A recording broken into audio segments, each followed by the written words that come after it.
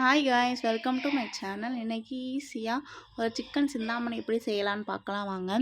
இப்போ அதுக்கு நான் ஒரு வானலியில் தேவையான அளவு எண்ணெய் ஊற்றி வச்சுருக்கேன். நான் 1/4 கிலோ சிக்கனில் செய்கிறேன். அதுக்கு தகுந்த வரமிளகா எடுத்துக்கலாம். இதுக்கு நான் ஒரு 10 வரமிளகா விதையை நீக்கிட்டு பொடி பொடியாக நறுக்கி வச்சுருக்கேன்.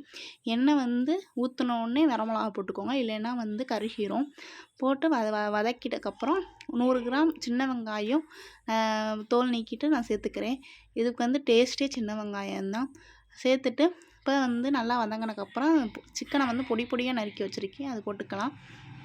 போட்டுட்டு 1/4 டீஸ்பூன் மஞ்சள்தூள், ஒரு 3/4 டீஸ்பூன் மிளகாத்தூள் போட்டுக்கலாம். வேறு எதுவுமே சேர்க்க தேவையில்லை. அதிலே நம்ம அந்த மிளகாலேயே அந்த டேஸ்ட்லாம் இருக்கும். இப்போ தேவையான அளவு தண்ணி ஊற்றிட்டு நல்லா சிக்கன் வெந்தக்கப்புறம் கொஞ்சோண்டு கருவேப்பிலை மட்டும் ஃப்ரெஷ்ஷாக போட்டுட்டு அதோட மிளகுத்தூள் லாஸ்ட்டாக இறக்குற ஸ்டேஜில் கொஞ்சோண்டு மிளகுத்தூள் போட்டு இறக்கிடுங்க. டேஸ்ட்டான chicken Chintamani ready. Thank you all.